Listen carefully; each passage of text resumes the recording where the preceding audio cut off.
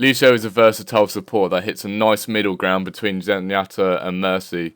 The passive healing provides his crossfade ability enables to actively contribute damage to a fight with his sonic amplifier while still healing his allies. And his higher base health can knock back on sonic amplifier secondary fire, which makes it more survivable than Zenyatta. He's capable of providing a more passive speed boost, and he absorbs quite a lot of damage with his ultimate, but a bit like Soldier 76, he lacks specialization in terms of the middle ground between Zenyatta and Mercy, but he's still a good character because he gives speed boost and healing to the allies. So he has a wall run, which enables him to skate along walls, and it actually makes him run a bit more faster. But it doesn't. He can climb up certain walls, but he can't obviously climb up walls high walls Genji and Hanzo. Wall run can be used almost on any vertical surface, including the pillars of the Temple of Impius. I can't even pronounce it, goddammit.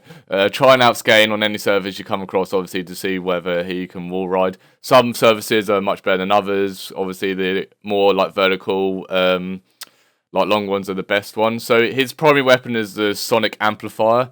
The fire will shoot out a burst of 4 sonic projectiles, dealing damage to any target it hits. It is quite low damage, but at least it actually does something compared to Mercy's pistol. That's just utter rubbish. And the secondary fire will obviously shoot out a cone-shaped blast to actually hit back enemies, and that's actually quite useful in terms of hitting back enemies so they can fall out of the map, and it actually gives you quite a lot of XP.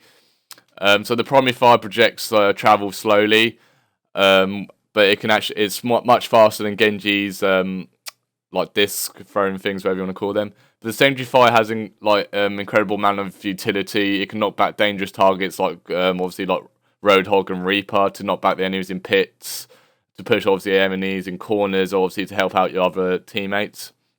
So the crossfade creates a continuous, effective, boost to your allies. Lucio can also activate crossfade to switch 2 different versions. Obviously, it heals, which slowly restores the health of your effective allies, or a speed that increases the speed of your allies. He can switch these up whenever he wants just by pressing shift. This can help your team for getting objectives much faster, or when you want to take an objective, obviously a heal boost will obviously make that more effective. So amp it up obviously increases the power of the current crossfade for a few seconds. So obviously amp it up will make you heal faster, or amp it up will make you run much faster.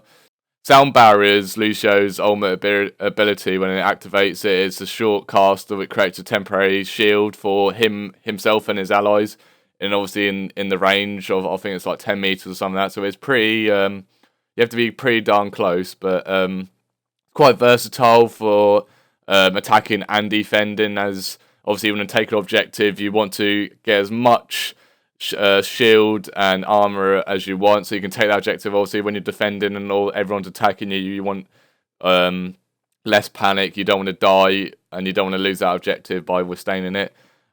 So if Lucio is killed before the cast time of the sound barrier is finished, the sound barrier will not be activated, which is a good thing, so they won't be wasted. Use sound barrier in coordination with the ultimate of the rest of your team. Heroes obviously Pharah and Reaper become more deadlier when under the effect of sound barrier, so especially Reaper, because when using his ultimate you can still kill him, and obviously the help of Lucio, it obviously makes him harder to kill. Obviously Reinhardt benefits Reinhardt, he's a massive tank, but giving him his sound barrier ultimate, it gives him much more health. So that's why I like Lucio. He's one of my favourite characters. I think he's pretty cool.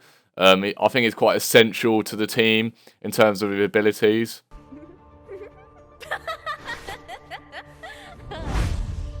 Tracer is a close-range skirmishing hero who specialises in speed and single target damage. Tracer can quickly traverse a map with the use of Brink to outflank her enemies, dealing a lot of damage to them, and then retreat before that gives her a chance to respond. Her low base health can lack a restoring shield, meaning that she makes a good use of Blink and Recall to avoid or reverse damage. So Tracer's weapon is a dual pulse pistol. As a primary fire rapid shoots both pistols, dealing heavy damage. These pistols have a large cone of fire and heavy damage drop off, making it ineffective beyond short range engagements. Tracer's Blink is her most important ability. Blink teleports Tracer a short distance in the direction she's currently moving. This allows Tracer to move unpredictably. She can blink past an enemy to attack their back, or blink to the side to dodge an enemy's attack. Multiple blinks can be changed back to back, allowing Tracer to travel across gaps that normally can't be reached with just her jump, such as the last gap, leading to the last point. Recall is equally important to Tracer. Well active, Tracer will rewind to 3 seconds in the past, setting her health and position to wherever they were at that time, as well as her reloaded her guns and removing any debuffs from her, such as Zenyatta's Orb of Discord. Recall is mainly used to restore health, but it can also be useful for escaping, jump off a ledge, waiting for an enemy to follow you, or the recall back to the ledge. Recall have a short animation that plays when activated, during which time Tracer is invulnerable and invisible. This can be used to avoid potentially deadly attacks by activating Recall right before Tracer is hit. Tracer's ultimate is Pulse Bomb. When activated, Tracer tosses her bomb forward a short distance. It impacts an enemy where it sticks to the enemy. The bomb will stick to the first solid surface it lands on. After a short delay, the bomb explodes, dealing a heavy amount of damage to enemies in a small area around the bomb. Note, the explosion will also damage Tracer. Pulse Bomb is devastating on cluster groups or static defences like Tolbjord's turret. A common ability combination to save targets is to use Blink to close to the bomb of them and then recall back to out the danger. With a unique ability to control the speed of passage through time, Tracer zips and blinks around the battlefield, indulging characters and sneaking past defences. A perfect skirmisher hero, and you can't deny how amazing her accent is. Psst, what are you looking at?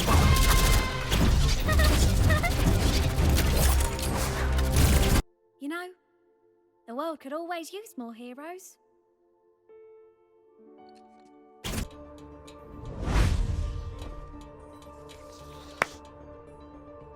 D.Va's mech is nimble and powerful. Its twin fusion cannons blast away with auto fire at short range, and she can be used as boosters to barrel over enemies and obstacles, or deflect attacks with a projectile dismantling defense matrix.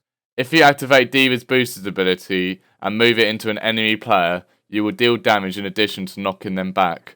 While D.Va is considered a tank, a lot of successful D.Va players use her like a Reaper.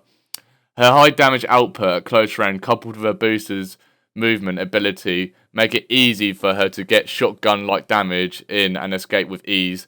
At mid-range and high-level play, due to its long casting time and large radius, her ultimate is more useful for forcing the enemy to scatter rather than killing anyone.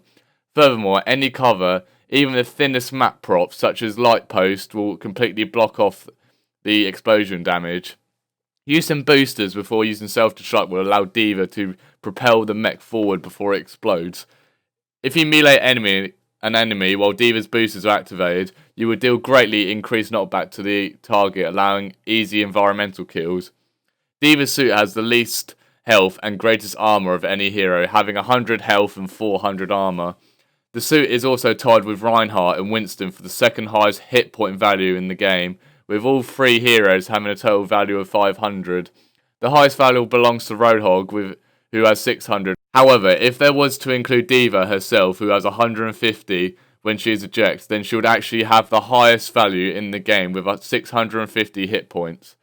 Some players may prefer to use D.Va after she ejects due to her low light gun having significant greater damage range and accuracy than her mech fusion cannons. However, this will make her quite susceptible to easy kills as she is increasingly fragile and has no ability to defend herself. However, only her light gun and lowest health in the game, at 150, many heroes are able to kill her with a few attacks and can even kill her the fastest than the time it takes her to successfully cool down her mech. In fact, ranged heroes are able to kill her in as little as a single trigger press. Even though Pilot, Defense Matrix will even destroy most projectiles, it may not neglect the enemy beam from Zara's projectile cannon missile or the Frost from Mii's endothermic blaster. This makes both heroes hard to consider D.Va's mech suit, as it can safely attack her defense matrix in use. I like it because she has quite a lot of health, and her ability, her ultimate self-destruct ability, I think is really good, because after you use that, you can just cool down another mech and go back in a bit like Timefall. But I think she's really good. She's quite high damage in terms of the hit points, and she can do a lot of damage to the to the enemies, and she can withstand quite a lot of damage as well before she has to eject from her mech. So that's why I like her.